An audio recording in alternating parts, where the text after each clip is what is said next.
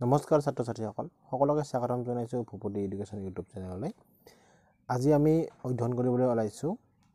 2022 চনৰ মেট্ৰিক পৰীক্ষাত আহিবলগীয়া কিছুমান ইম্পৰ্টেন্ট কুৱেশ্যনৰ ওপৰত।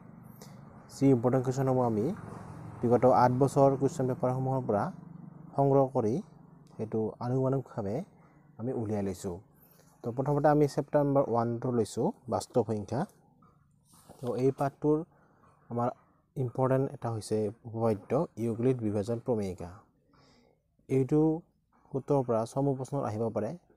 যে দুটা যগাত্মক অখণ্ড সংখ্যা a আৰু b দিয়া থাকিলে এনে দুটা অদ্বিতীয় সংখ্যা q আৰু r থাকিব যাতে a সমান bq plus r 0 greater than or equal to r less than b। এইখিনিৰ ওপৰত ভিত্তি কৰি চমু প্ৰশ্ন আহিব পাৰে যে শুদ্ধতৰ বাছি উলিওৱা এনেকৈ অপচন দিয়া থাকিব পাৰে। গতিকে আমাৰ শুদ্ধটো এইটো হ'ব a সমান bq plus r। এইখিনি আমাৰ মনত ৰাখিলে হ'ল 0 greater than or equal to r and less than b। আৰু এই পাঠটোৰ কিছুমান ইম্পৰ্টেন্ট কুৱেশ্যন হৈছে উদাহৰণ 3টো। গতিকে এইটো আমি সমাধান কৰি আছো এতিয়া। তো প্ৰশ্নটোত কি দিয়া আছে দেখুৱা যে যিকোনো যগাত্মক অযুগ্ম অখণ্ড সংখ্যাই 4q plus 1 নাইবা 4q plus 3 আৰ্হিৰ য'ত q কোনোবা এটা অখণ্ড সংখ্যা। প্ৰথমতে আমি ধৰি ল'ম ধৰা হ'ল a এটা যিকোনো যগাত্মক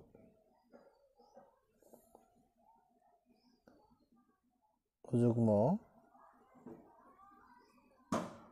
সংখ্যা আৰু b equal to 4। যেটা আমাৰ 4q plus 1 আছে আমি b মানটো 4 ধৰিছো। গতিকে বিভাজন প্ৰমেয়িকা ব্যৱহাৰ কৰি পাও a সমান 4q plus r। আমাৰ উপপাদ্য আছিলে a সমান bq plus r, b মান আমি 4 ধৰিছো য'ত আমাৰ r ৰ মানটো হ'ব b কে সৰু অৰ্থাৎ 4 কে সৰু আৰু 0 কে ডাঙৰ বা সমান আৰু q সমান ভাগফল।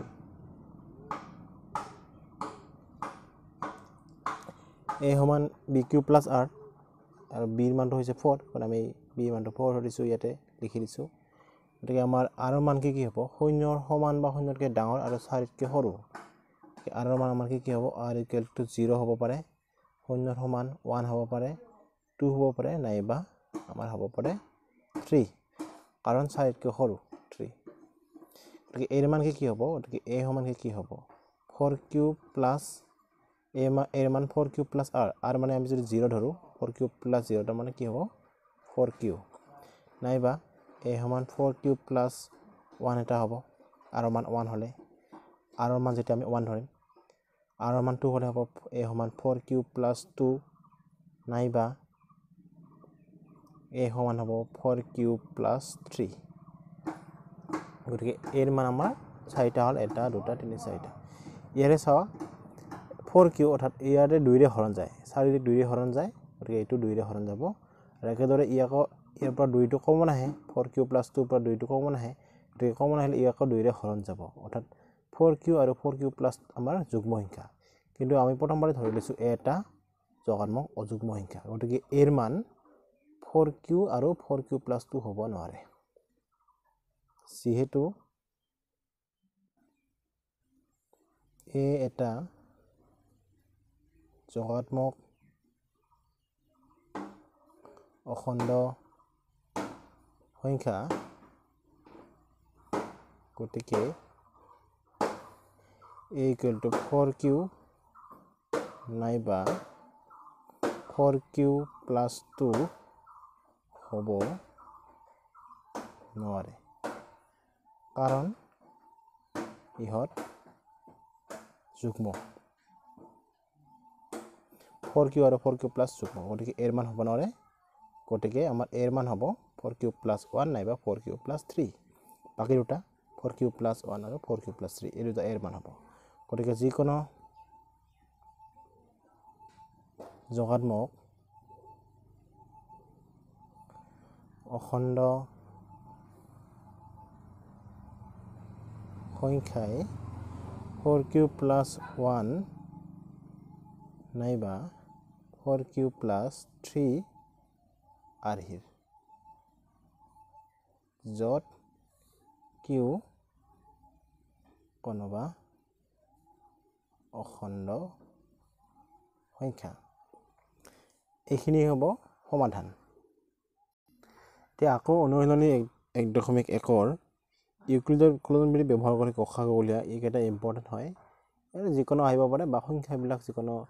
অলপ পালত দি কিনে আহিব পাৰে। তো আমি বিশেষ নিয়মটো জানিলে হ'ল। তো আমি 1.1 1 নম্বৰটো কৰি দিছোঁ। কি দিয়া আছে সংখ্যাবিলাক 135 আৰু 225। তো আমি ইউক্লিড প্ৰমেয়িকা ব্যৱহাৰ কৰি আমি গ সা গু উলিয়াম। তো ইয়াতে আমাৰ ডাঙৰ সংখ্যাটো হৈছে 225, যিহেতু 225 greater than 135 135তকৈ ডাঙৰ, গতিকে আমাৰ ইউক্লিডৰ বিভাজন প্ৰমেয়িকা ব্যৱহাৰ কৰিম আমি সৰুটোৰে ডাঙৰটো হৰণ কৰিম। 225ক আমি হৰণ কৰিম 135ৰে। একবাৰ যাব 135 মাইনাছ কৰিলে 550 হ'ল, 12 12 3 গ'লে 9। তো আমাৰ ভাগশেষ 90 থাকে, গতিকে আমাৰ 225 সমান 135ক কেইবাৰ যায়, একবাৰ যায়, আৰু বাকী আমাৰ থাকে 90। যিহেতু আমাৰ ভাগফল আছে বাকী 0 নহ'ল, গতিকে আমি আকৌ কৰিব লাগিব। যিহেতু 90 = not 0, therefore এতিয়া আমাৰ 135টো আগত আহিব। 135 সমান 90 পূৰণ, অৰ্থাৎ 90টোৰে আমি 135ক এতিয়া হৰণ কৰিব লাগিব। 90ৰে আমি 135ক হৰণ কৰিম, একবাৰ যাব, হৰণ কৰিলে এইটো মাইনাছ কৰিলে 45 বাকী থাকে, গতিকে একবাৰ যায় আৰু বাকী আমাৰ থাকে 45 বা 45। যিহেতু 45 = not 0, গতিকে এতিয়া আমাৰ 90টো ইয়াত আহিব। 90 সমান 45 পূৰণ, এতিয়া 90 হৰণ কৰিম 45ৰে। 45 × 90, গতিকে আমাৰ 2 বাৰ যায়, বাকী থাকে 0, অৰ্থাৎ আমাৰ ভাগশেষ 0 হৈছে। গতিকে ভাগশেষ আমাৰ কি হ'ল 0। গতিকে গ সা গু হ'ব, গৰিষ্ঠ সাধাৰণ উৎপাদক হ'ব আমাৰ, যিটোৰে আমাৰ এইটো হ'ব, এই 45টো হ'ব আমাৰ গ সা গু। গতিকে 45 হ'ব এনচাৰ গ সা গু। তো গ সা গু উলিওৱা ইউক্লিড বিভাজন প্ৰমেয়িকা ব্যৱহাৰ কৰি এইটো ইম্পৰ্টেণ্ট কুৱেশ্যন। এতিয়া আহিছোঁ আন এটা উপপাদ্যলৈ। যিকোনো দুটা অখণ্ড সংখ্যা a আৰু b ৰ ক্ষেত্ৰত গ সা গু পূৰণ ল সা গু সমান সংখ্যা দুটাৰ পূৰণফল। এইটোৰ পৰা আমাৰ প্ৰশ্ন প্ৰায় আহি থাকে। আমাৰ অনুশীলনী 1.2ৰ 2.1 নম্বৰটো এইটো আগৰ মেট্ৰিকত আহিছিলে। ল সা গু নাইবা সংখ্যা দুটা দিয়া আছে, গতিকে আমাৰ ল সা গু নাইবা গ সা গু উলিয়াব দিব পাৰে, নাইবা এইটো যেনেকৈ সত্যাপন কৰা এইটো আহিব পাৰে। তো আমি ইয়াৰ পৰা ল সা গু নাইবা গ সা গু উলিয়াই ল'ম। নাইবা আমাৰ এইটো প্ৰশ্ন একেদৰে দিয়া আছে গ সা গু সমান 9, ল সা গু উলিওৱা, এনেকুৱা টাইপৰ দিব পাৰে। গতিকে আমি 4 নম্বৰটো কৰি আছোঁ। এতিয়া সংখ্যা দুটা আমাৰ দিয়া আছে 306 আৰু 657, আৰু গ সা গু দিয়া আছে 9, গতিকে ল সা গু আমি এই সূত্ৰটোত ব্যৱহাৰ কৰি আমি উলিয়াব পাৰিম। সংখ্যা দুটাৰ গ সা গু পূৰণ ল সা গু সমান সংখ্যা দুটাৰ পূৰণফল। উপপাদ্যটো কি আছিলে? ল সা গু পূৰণ গ সা গু সমান সংখ্যা দুটাৰ পূৰণফল। গতিকে আমাৰ ল সা গু উলিয়াব দিছে, আমি ল সা গুটো ইয়াতে ৰাখি থৈ দিলোঁ। ল সা গু, এতিয়া গ সা গুটো ইয়াতে পূৰণ হৈ আছে, এইফালে আহিলে হ'ব হৰণ, গৰিষ্ঠ সাধাৰণ উৎপাদক গ সা গু, এইটো হ'ব সংখ্যা দুটাৰ পূৰণফল বা গুণফল। এতিয়া সংখ্যা দুটা আমাক দিয়া আছে 306 আৰু 657, আৰু গ সা গু দিয়া আছে 9। এতিয়া আমাৰ এইখিনি মানখিনি বহাই দিলোঁ, এতিয়া কটাকটি কৰিলে হ'ল। 9ৰে এইটো কটাকটি যাব, 9 7 গুণ 63, 5 বাৰ 3 গ'ল 2, 27, 9 3 গুণ 27, গতিকে 9ৰে 657 কাটিলে 73 বাদ যায়। এতিয়া 73 আৰু 306 পূৰণ কৰিলে হ'ল। 306 আৰু 73 পূৰণ কৰা, 3 6 গুণ 18, 3 7 3 3 গুণ 9, 7 6 গুণ 42, 7 3 গুণ 21 যোগ কৰা 8 2 1 3 9 4 13 3 7 1 1 2 আমাৰ যোগ পূৰণ কৰোঁতে হৈছে 2 2 3 3 8 গতিকে আমাৰ লসাগু হ'ব এইখিনি এনসাৰ এতিয়া আহিছে পৰৱৰ্তী ইম্পৰ্টেন্ট কুৱেশ্যনটোলৈ এইটো আহিব পাৰে √2 অপৰিমেয় নাইবা √3 অপৰিমেয় নাইবা দেখুৱা যে 5 - √3 অপৰিমেয় এইকেইটা প্ৰায় একে ধৰণৰ আমি যিকোনো এটা কৰিলে বাকিকেইটা আমি কৰিব পাৰিম তো আমি ইয়াতে √3 অপৰিমেয় এইটো আমি সমাধান কৰিম √3 √2 আৰু √5 এইবিলাক একে ধৰণৰ হয় গতিকে যিকোনো এটা পাৰিলে গোটেইকেইটা আপুনি পাৰিব লাগে তো প্ৰথমতে আমি লৈছো প্ৰমাণ কৰা যে √3 অপৰিমেয় তো সমাধান প্ৰথমতে আমি ধৰি লম বিৰুদ্ধভাৱে √3 পৰিমেয় বুলি আমি ধৰি লম ধৰা হল √3 পৰিমেয় অৰ্থাৎ আমি অখণ্ড a আৰু b equal to not 0 b মানটো 0 হ'ব নোৱাৰে b পাব পাৰ যাতে √3 is equal to a by b আমাৰ পৰিমেয় সংখ্যাৰ সূত্ৰটো কি আছিল p by q যত q equal to not 0 p q অখণ্ড সংখ্যা বা আমি a b ধৰিছো ইয়াতে পৰিমেয় সংখ্যা √3 পৰিমেয় সংখ্যাত আমি ধৰি লৈছো অৰ্থাৎ আমি অখণ্ড সংখ্যা a আৰু b পাম যাতে √3 equal to a by b যত b মানটো 0 হ'ব নোৱাৰে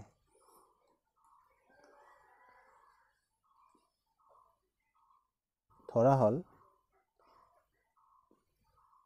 a আৰু b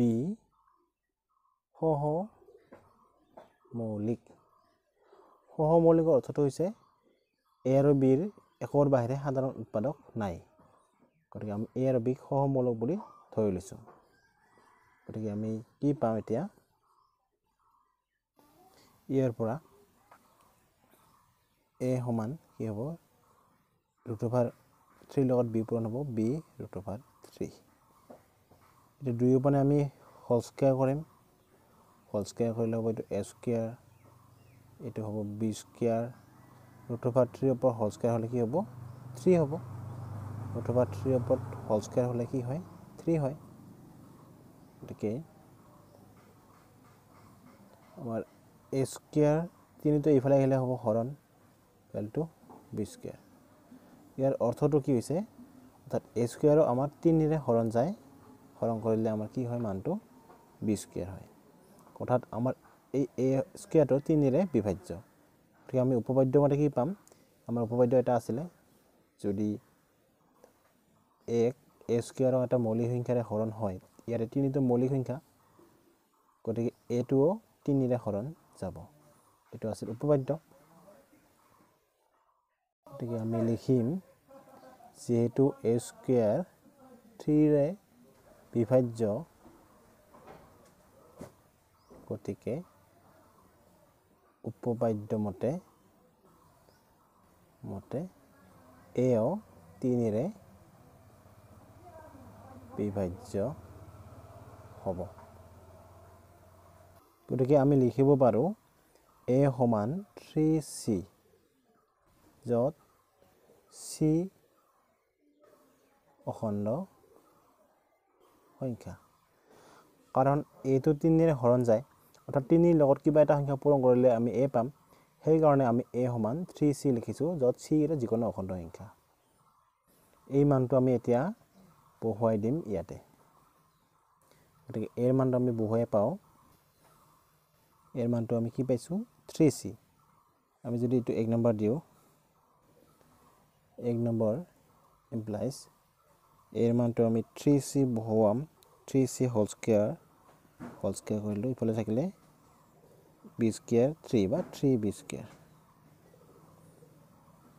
গতিকে এইখিনি যদি আমি হোল স্কয়াৰ কৰো কিমান হ'ব 3 ওপৰ স্কয়াৰ 3 * 9 আৰু c ওপৰ স্কয়াৰ c স্কয়াৰ ইফালে থাকিলে 3 বি স্কুৱেৰ এতিয়া আমি 3 টো আমি এইফালে লৈ আহিম গতিকে আমাৰ এইখিনি হ'ল 9c square equal to 3b square আমি 3 টো এইফালে আহিব নাই 9 টো এইফালে লৈ যাব পাৰোঁ c square equal to 3b square by 9 যে 3 ৰে 9 3 বাৰ যায় গতিকে c square is equal to b square by 3 অৰ্থাৎ ইয়াত কি হৈছে b স্কুৱেৰক 3 ৰে হৰণ কৰিলে আমি c স্কুৱেৰ পাওঁ অৰ্থাৎ b স্কুৱেৰো 3 ৰে হৰণ গৈ আছে তাত উপপাদ্য মতে আমি কি পাম যেহেতু 3 টো মৌলিক সংখ্যা b স্কুৱেৰক 3 ৰে হৰণ কৰিলে b কো 3 ৰে হৰণ যাব যেহেতু b স্কুৱেৰ 3 ৰে বিভাজ্য হৈ আছে ইয়াতে 3 ৰে বিভাজ্য গতিকে উপপাদ্য মতে আমি কি পাম উপপাদ্য মতে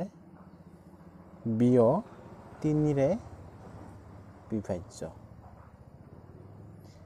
গতিকে b ও 3 ৰে আমাৰ বিভাজ্য হ'ল আমি প্ৰথমতে পাইছিলো a 3 ৰে বিভাজ্য এতিয়া আমি পালো b 3 ৰে বিভাজ্য গতিকে আমি কি পালো এটাকে a আৰু b উভয়ে 3 ৰে বিভাজ্য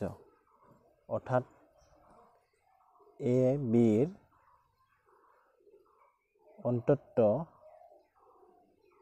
এটা সাধাৰণ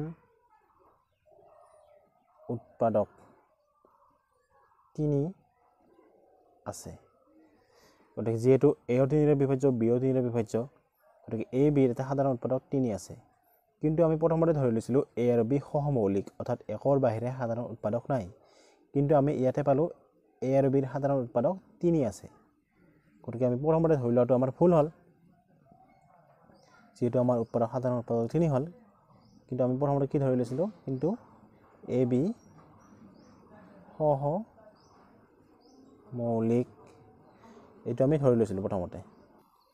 আৰু এই ধাৰ্যটো আমাৰ কি কৰে ভুল বুলি প্ৰমাণিত কৰে এই ধাৰ্যটো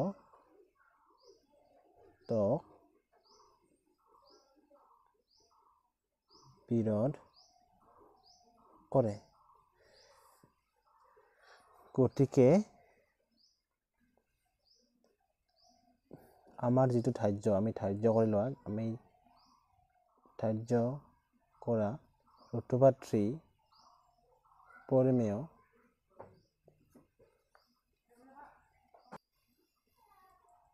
কথাটো ভুল গতিকে √3 অপৰিমেয় গতিকে আমাৰ যেটো আমি ধৰি লৈছিলো সহমৌলিক বুলি হেতু আমাৰ কি হ'ল ভুল হৈ গল যেহেতু আমাৰ a আৰু b ৰ সাধাৰণ উৎপাদক 3 আছে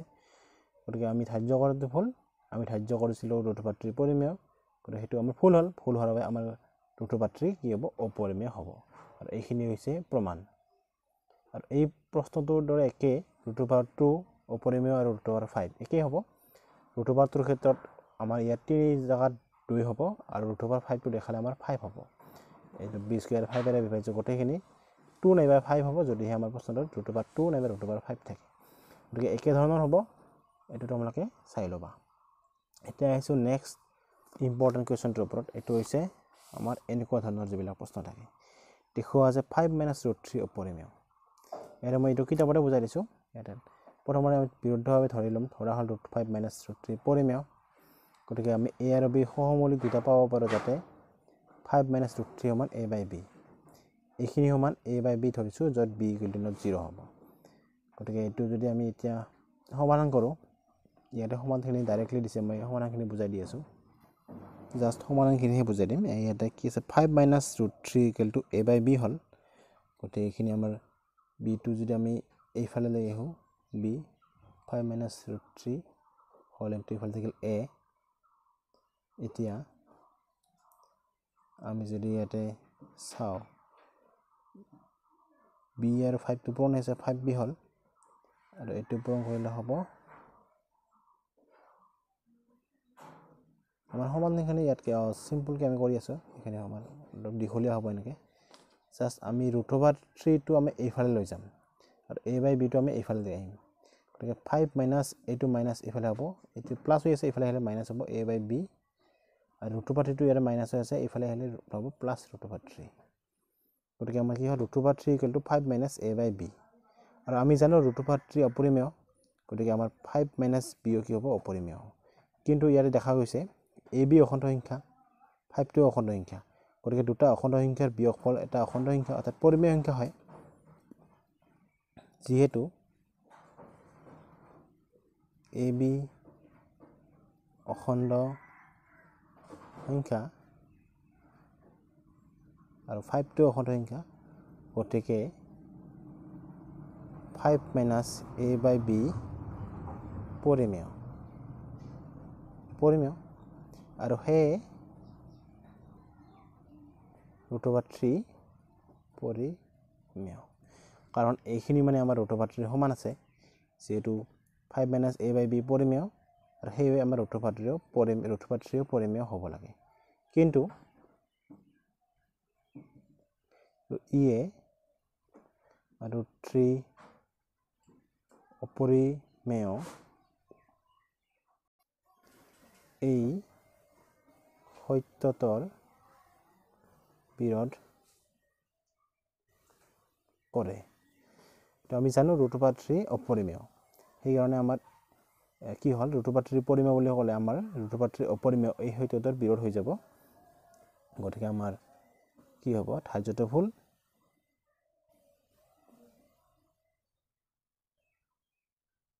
ধাৰ্য্য ৰুট অভাৰ 3 পৰিমেয়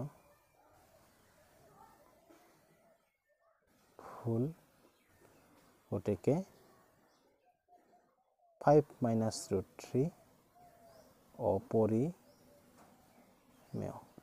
গতিকে 5 মাইনাছ ৰুট 3 হ'ব আমাৰ অপৰিমেয় এইখিনি হ'ব সমাধান আৰু ঠিক এইটোৰ দৰে আমাৰ এই অংককেইটা কি হয় ইয়াৰ ইম্পৰ্টেণ্ট 2 নম্বৰটো একেদৰে হয় এইটো হ'ব 1.3 ৰ 2 নম্বৰ কোৱেশ্যনটো এইটো আমি প্ৰথমতে ধৰি ল'ম ধৰা হ'ল 3 plus 2 root 5 পৰিমেয় গতিকে a আৰু b দুটা সহমৌলিক পাম যাতে 3 plus 2 root 5 equal to a by b য'ত b equal to not 0 এতিয়া এটা যদি আমি 2 root 5 ইয়াতে ৰাখিলো a by b ইয়াৰ প্লাস চিটো আমি এফালে হলে -3 হ'ব এটা লসাগুলতে বিয়োগ কৰা b লসাগু হ'ব b a - 3b হ'ব আৰু ইয়াতে 2 root 5 এতিয়া root 5 ইয়াতে থাকিল বাকি a - 3b দুইটো ইয়াতে পূৰণ হৈ আছে এফালে হলে হৰণ হ'ব 2b এতিয়া a টো অখণ্ড সংখ্যা b অখণ্ড সংখ্যা 2 অখণ্ড সংখ্যা 3 অখণ্ড সংখ্যা গতিকে দুটা অখণ্ড সংখ্যাৰ হৰণফল কি হ'ব আমাৰ অখণ্ড সংখ্যা অৰ্থাৎ পৰিমেয় সংখ্যা হ'ব এইখিনি আমাৰ পৰিমেয় হ'ব যেহেতু a b 2 3 অখণ্ড সংখ্যা গতিকে a - 3b by 2b পৰিমেয় আৰু হে ৰুট অভাৰ 5 পৰিমেয় গতিকে আমাৰ এইখিনিও আমাৰ কি হ'ব পৰিমেয় হ'ব কিন্তু কিন্তু ইয়ে ৰুট 5 অপৰিমেয় এই সত্যতৰ বিৰোধ কৰে গতিকে 3 plus 2 root 5 অপৰিমেয় এইখিনি হৈছে প্ৰশ্ন উত্তৰ হৈছে চেপ্টাৰ 1 ৰ ইম্পৰ্টেণ্ট কুৱেশ্যন আৰু এতিয়া এইখিনি যদি ভিডিঅ'টো চাই ভাল লাগিছে ভিডিঅ'টো লাইক কৰিব শ্বেয়াৰ কৰিব আৰু পৰৱৰ্তী ভিডিঅ'ত আমি প্ৰত্যেকটো চেপ্টাৰৰে ইম্পৰ্টেণ্ট কুৱেশ্যনসমূহ আমি সমাধান কৰি দিম তো ভিডিঅ'বিলাক চাই থাকিব ধন্যবাদ